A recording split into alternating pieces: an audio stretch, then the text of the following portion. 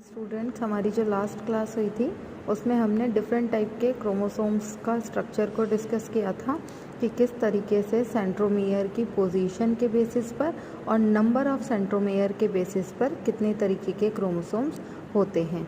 Next जो हमारा topic है वो है concept of nucleosome. What is nucleosome? हम पहले भी एक बार डिस्कस किए थे कि न्यूक्लियोसोम्स जो हैं वो एक स्पेशल टाइप का स्ट्रक्चर है जो कि डीएनए और हिस्टोन प्रोटीन से मिलकर के बना हुआ होता है। देखिए, इसको थोड़ा सा डीप में हम स्टडी कर रहे हैं, इसलिए इन यूकैरियोट्स के अंदर ये न्यूक्लियोसोम मॉडल हम डिस्कस कर रहे हैं। इसके कॉमन नेम या इसको और किस नाम से जाना जाता है वो है न्यू बॉडीज़ या न्यू बॉडीज़ के नाम से इस न्यूक्लियोसोम मॉडल को जाना जाता है। और इसके साथ इसे पीएस पार्टिकल्स भी हम कहते हैं, पीएस कण भी इसे कहते हैं। देन ये जो न्यूक्लियोसोम का मॉडल दिया गया था, ये न्यूक्लियोसोम का मॉडल किसने दिया था? तो दो साइंटिस्ट थे जिनका नाम था थॉमस एंड कॉलबर्ग। ये थॉमस और कॉलबर्ग जो थे, इन दोनों ने ये न्यूक्लियोसोम मॉडल दिया था। इसके साथ ही इसे मॉडल में जो स्ट्रक्चर है, इस स्ट्रक्चर को जो कि डीएनए और हिस्टोन प्रोटीन से मिलकर के बनी हुई है, इस स्ट्रक्चर को न्यूक्लियोसोम नाम जो दिया गया था वो एक और साइंटिस्ट थे, आउटडेट। तो आउटडेट जो थे, उन्होंने ये न्यूक्लियोसोम नेम जो था वो दिया था। इसके बाद इन 1970 में तीन साइंटिस्ट थे। एक तो था ए ऑनलिन्स, डी ऑलिन्स एंड CLF वुडकॉक। ये तीनों साइंटिस्ट ने क्या किया था, ये जो न्यूक्लियोसोम मॉडल दिया गया था किसके द्वारा? थॉमस और जो कॉलबर्ग थे उनके द्वारा जो मॉडल दिया गया था, इन्होंने उस मॉडल को डिस्क्राइब किया था। और जब इन्होंने डिस्क्राइब किया था और इस डिस्क्रिप्शन में उन्होंने ये बताया था कि जो हिस्टोन प्रोटीन और डीएनए की पैकेजिंग होती है, तो वो पैकेजिंग से जो स्ट्रक्चर बन रही है, वो स्ट्रक्चर जो न्यूक्लियोसोम की स्ट्रक्चर है उसका साइज़ जो होता है वो 10 नैनोमीटर तक का होता है। अब सबसे इम्पॉर्टेंट चीज़ कि जब हम ये न्यूक्लियोसोम मॉडल को स्टडी कर रहे हैं तो हमें ये पढ़ने की ज़रूरत क्यों पड़ी और न्यूक्लियोसोम का फॉर्मेशन क्यों हुआ, क्यों ये न्यूक्लियोसोम बढ़ा। तो आपको याद होगा कि जब हमने सेल साइकिल आपको पढ़ाया था, तो सेल साइकिल में हमने दो फेजेस आपको बताई थी, एक थी इंटरफेज और दूसरी थी एम फेज़। तो इंटरफेज जब हम पढ़ रहे थे उस समय जो केंद्रक था, जो न्यूक्लियस था, उस न्यूक्लियस के अंदर थ्रेड लाइक स्ट्रक्चर प्रेजेंट थी और उस थ्रेड लाइक स्ट्रक्चर को हमने क्या नाम दिया था? वो थे क्रोमेटिन। तो जो क्रोमेटिन होते हैं वो थ्रेड लाइक स्ट्रक्चर होती है, एक फिलामेंटस फॉर्म में होती है। लेकिन जैसे ही सेल डिवीजन आगे बढ़ता है, जब मैच्योरिटी फेज आती है, डीएनए का सिंथेसिस होना होता है, तब तो वहाँ पर जो मेटाफेज आ रही है, उस मेटाफेज में ये जो थ्रेड लाइक स्ट्रक्चर है, ये थ्रेड्स आपस में कंपाइल हो जाते हैं और कंपाइल होने के बाद में एक थिक स्ट्रक्चर का फॉर्मेशन कर लेते हैं। तो उससे पहले जबकि इंटरफेस चल रहा था, तो उस टाइम पर जो साइज़ था क्रोमोसोम्स का, मतलब क्रोमेटिन थ्रेड का, वो रहता है 300 एंगस्ट्रम के ऑलमोस्ट इंटरफेस के अंदर। लेकिन जैसे ही सेल डिवीजन की प्रोसेस स्टार्ट होती है, क्रोमेटिन थ्रेड्स आपस में कनेक्टेड होकर के क्रोमेटिड का फॉर्मेशन करते हैं, तो इनका साइज़ जो है वो 7000 एंगस्ट्रम के बीच का हो जाता है। तो डीएनए बहुत लंबा हो चुका है। अब डीएनए बहुत लंबा हो गया है, उसमें जो न्यूक्लियोटाइड्स हैं उनका ज़्यादा अमाउंट में हो गया है, तो वो इतने से न्यूक्लियस में फिट नहीं हो सकता, वहाँ पर सिचुएटेड नहीं रह सकता। इसके लिए क्या होना चाहिए? इसके लिए डीएनए को अपने आप को किसी जगह में फिक्स करना पड़ता है, पैक करना पड़ता है। तो इसे हम पैकेजिंग ऑफ डीएनए भी कहते हैं कि डीएनए अपने आप जो है वो न्यूक्लियस के अंदर स्टेबल रहने के लिए, फिट रहने के लिए क्या करता है? अपनी पैकेजिंग करता है। तो पैकेजिंग करने के लिए इसे क्या ज़रूरत होती है? इसे प्रोटीन की ज़रूरत होती है। यूकैरियोट्स के केस में हम जो प्रोटीन को स्टडी करते हैं वो प्रोटीन हमारी हिस्टोन प्रोटीन होती है, जबकि प्रोकैरियोट्स के जो हमारे ह्यूमन बीइंग्स के केस में या अपर जो हम हायर जिस तरीके से बढ़ेंगे आगे, उसके अंदर वहाँ पर हमारे पास में नॉन हिस्टोन प्रोटीन जो है उनका रोल इम्पॉर्टेंट होता है। तो देखिए, जब 1970 में ये मॉडल को दिया गया था और उन्होंने ये बताया था कि न्यूक्लियोसोम्स मॉडल का डिस्क्रिप्शन दिया था, इसके बाद इन्होंने एक बात और कही थी कि न्यूक्लियोसोम एक्चुअल में क्या होते हैं।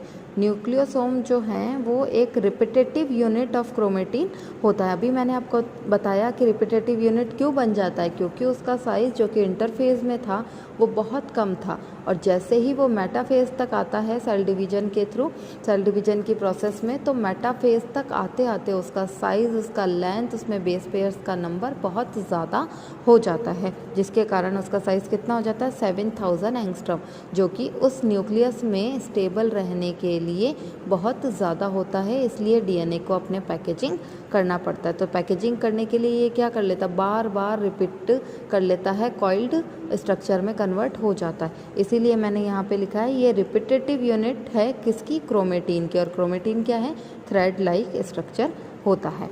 अब अगर बात करें कि न्यूक्लियोसोम मिलकर बना किससे हैं, तो मैंने आपको बता ही दिया है कि न्यूक्लियोसोम किससे मिलकर के बना है, हिस्टोन प्रोटीन से मिलकर के बना है, प्लस उसमें क्या होता है, डीएनए प्रेजेंट होता है, और डीएनए का कितना टर्न होता है, 1.75 या 1.25 टर्न हम इसे बोल सकते हैं कि 1/3/4 राउंड जो है वो डीएनए यहाँ पर प्रेजेंट होता है। तो ये स्ट्रक्चर आपको दिखाई दे रही है, ये जो ब्लू स्ट्रक्चर है ये कंप्लीट हमारा हिस्टोन प्रोटीन है, और ये जो रेड कलर से बाइंड हो रखा है जिसका टर्न कितना है 1.75 राउंड, ये हमारा डीएनए का होता है। अब एक चीज़ और मैं यहाँ बताना चाहूँगी कि डीएनए जो होते हैं वो हमारे नेगेटिवली चार्ज कंपाउंड है, नेगेटिव चार्ज होते हैं, जबकि हिस्टोन जो है वो हमारा पॉजिटिव चार्ज कंपाउंड होता है, पॉजिटिव चार्ज बेसिक प्रोटीन होता है।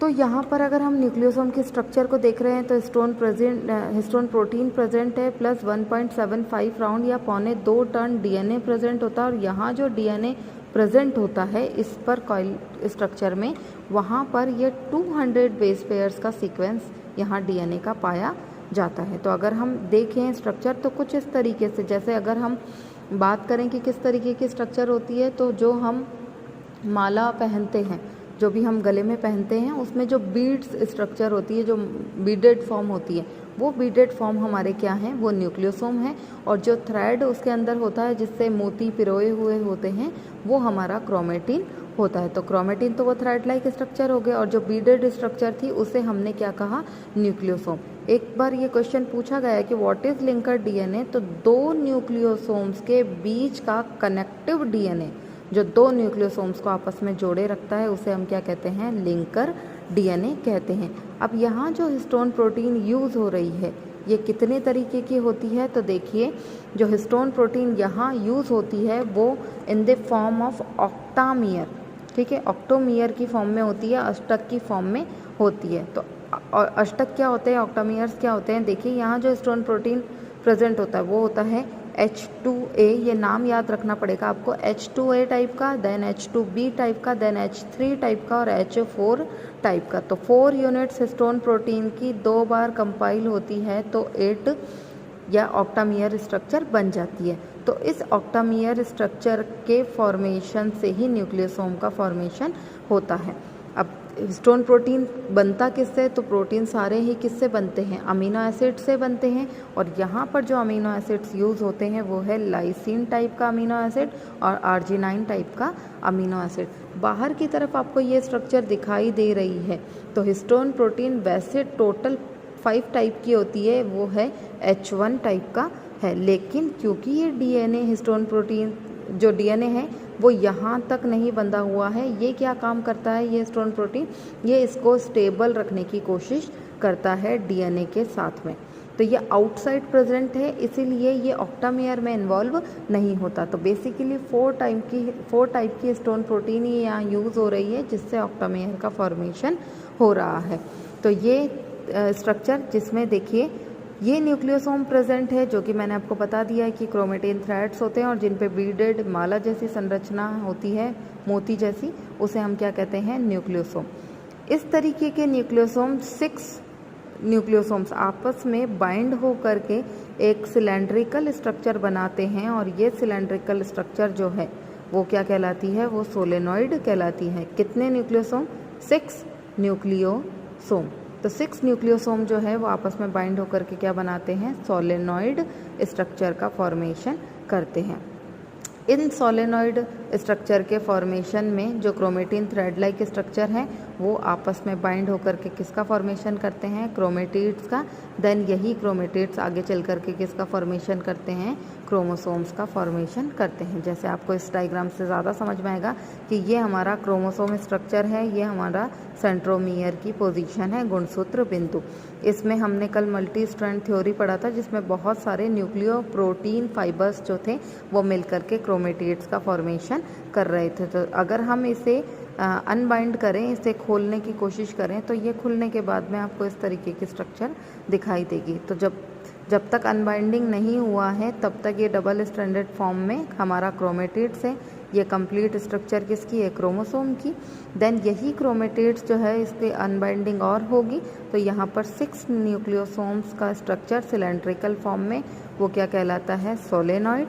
देन अगर ये सिंगल थ्रेड लाइक स्ट्रक्चर बनती है तो जिसे हम कह रहे हैं जीन्स वाला स्ट्रक्चर, जो बीडेड स्ट्रक्चर है, वो हमारा न्यूक्लियोसोम है। और ये न्यूक्लियोसोम क्या होता है, हिस्टोन प्रोटीन प्लस डीएनए, ठीक है।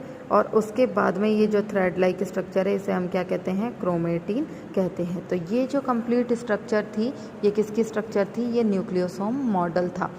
कारण क्या था न्यूक्लियोसोम मॉडल का, मैंने आपको बता ही दिया कि उसका साइज़ इंटरफेज में बहुत कम होता है। जैसे ही सेल डिवीजन होता है उसका साइज़ बहुत ज़्यादा हो जाता है, इसलिए डीएनए का पैकेजिंग होना बहुत ज़रूरी है।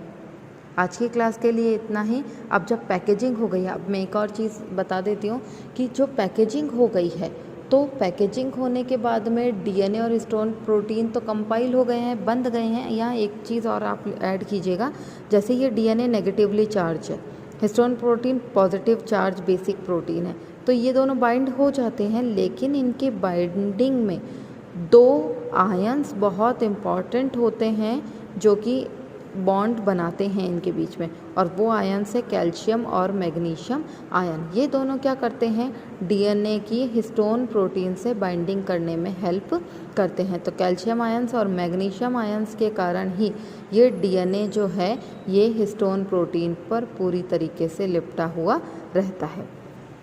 तो यहाँ पर था कि डीएनए पैक कैसे हो रहा है। अब डीएनए अगर पैक हो गया है और ये इसी फॉर्म में रहेगा, ठीक है, इसी फॉर्म में रहेगा, तो रेस्ट्रिक्शन एंडोन्यूक्लियस एंजाइम एक्टिविटी कैसे करेगा। और अगर रेस्ट्रिक्शन एंडोन्यूक्लियस एंजाइम एक्टिविटी नहीं कर पाएगा तो वहाँ पर ट्रांसक्रिप्शन का प्रोसेस नहीं हो पाएगा, क्योंकि जब तक डीएनए फ्री नहीं होगा, डीएनए का जो थ्रेड है, जो डीएनए का स्ट्रैंड है, वो फ्री नहीं होगा, तो ना तो रेप्लिकेशन की प्रोसेस होगी और ना ही ट्रांसक्रिप्शन की प्रोसेस होगी। तो रेप्लिकेशन की प्रोसेस के लिए, ट्रांसक्रिप्शन की प्रोसेस के लिए हमें क्या होना पड़ेगा, डीएनए का अनबाइंडिंग होना ज़रूरी है। तो हम क्या करते हैं, रेस्ट्रिक्शन एंडोन्यूक्लियस एंजाइम एक एंजाइम है जो एक पर्टिकुलर साइट पर डीएनए पर कट लगा देता है, ठीक है। एक पर्टिकुलर सीक्वेंस होता है, वहाँ पर वो क्या करेगा, कट लगा देगा और डीएनए को अनबाइंड करने की कोशिश करता है। एक चीज़ और बता देती हूँ कि डीएनए अगर अनबाइंड हो रहा है तो क्या वो इस रीज़न से भी अनबाइंडिंग होगा, नहीं। वो अगर इस रीज़न से अनबाइंड हो जाएगा तो यहाँ पर अनबाइंडिंग होने के लिए, क्योंकि यहाँ कैल्शियम और मैग्नीशियम आयन के साथ में बहुत ही टिपिकल टाइप के बॉन्ड्स बने हुए हैं, बहुत टाइट बॉन्ड बना हुआ, तो ये यहाँ से अनबाइंडिंग नहीं होगी। ये जो लिंकर डीएनए है, इस लिंकर डीएनए पर रेस्ट्रिक्शन एंडोन्यूक्लियस एंजाइम की एक्टिविटी हो पाती है और ये क्या करेगा, यहाँ से ब्रेक डाउन कर देगा। तो यहाँ पर नेक्स्ट हम कि डीएनए जब बाइंड हो चुका है तो उनका अनबाइंडिंग होना, या जिसे हम कहते हैं क्रोमोसोम रीमॉडलिंग, उसे हम नेक्स्ट क्लास में कंटिन्यू करेंगे।